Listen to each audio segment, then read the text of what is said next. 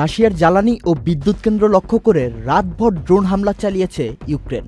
এই হামলায় রাশিয়ার একটি শিল্প স্থাপনায় আগুন লাগে।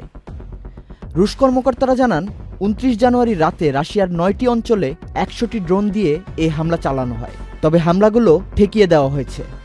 জ্বালানি খাত ও বিদ্যুৎ কেন্দ্র লক্ষ্য করে এই ড্রোন হামলা চালানো হয়, তবে ইউক্রেনের লক্ষ্যবস্তুর মধ্যে একটি পারমাণবিক বিদ্যুৎ কেন্দ্রও ছিল।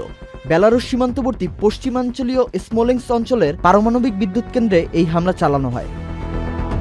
আঞ্চলিক গভর্নর ভ্যাসিলি আনোখিন টেলিগ্রাম পোস্টে জানান, রাশিয়ার বিমান প্রতিরক্ষা ব্যবস্থা ড্রোনগুলো ধ্বংস করেছে।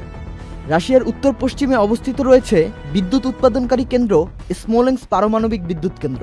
রুশ রাষ্ট্রীয় সংবাদ সংস্থা RIA জানান, বিদ্যুৎ কেন্দ্রটি এখন সচল অবস্থায় আছে। রাশিয়ার প্রতিরক্ষা মন্ত্রণালয় জানায়, পশ্চিম রাশিয়া জুড়ে ১০০টি ড্রোন হামলা চালিয়েছে ইউক্রেন, যার মধ্যে স্মোলেন্স্ক অঞ্চলে ১১টি ধ্বংস করা হয়েছে। রাশিয়ার বিমান প্রতিরক্ষা ব্যবস্থা ৯টি অঞ্চলে ইউক্রেনীয় ড্রোন ধ্বংস করেছে। ১০০টি ড্রোনের মধ্যে অর্ধেকের বেশি ড্রোন কুরস্ক অঞ্চলে ধ্বংস হয়েছে। রাশিয়ার বিমান প্রতিরক্ষা ব্যবস্থা ৯টি অঞ্চলে ইউক্রেনীয় ড্রোন ধ্বংস করেছে। এই অঞ্চলের ইউক্রেনীয় সৈন্যদের তাড়িয়ে দেওয়ার উদ্যোগ নিয়েছে রুশ বাহিনী।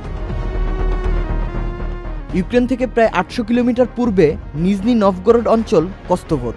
এই অঞ্চলের শিল্প স্থাপনায় ধ্বংসপ্রাপ্ত ড্রোনের ধ্বংসাবশেষ থেকে আগুন লাগে বলে জানিয়েছেন আঞ্চলিক গভর্নর গ্লেব নিকেতিন, তবে কোনো হতাহতের ঘটনা ঘটেনি বলেও জানান তিনি। ইউক্রেন সীমান্তবর্তী বেলগোরোড অঞ্চলের গভর্নর জানিয়েছেন, ড্রোন হামলার ফলে একজন আহত হয়েছেন, বর্তমানে তিনি হাসপাতালে ভর্তি আছেন। গতকাল রাতের ড্রোন হামলা নিয়ে ইউক্রেন এখন পর্যন্ত কোনো মন্তব্য করেনি। কয়েক মাস ধরেই রাশিয়ার বেশ ভেতরে দূরপাল্লার হামলা বাড়িয়েছে তারা।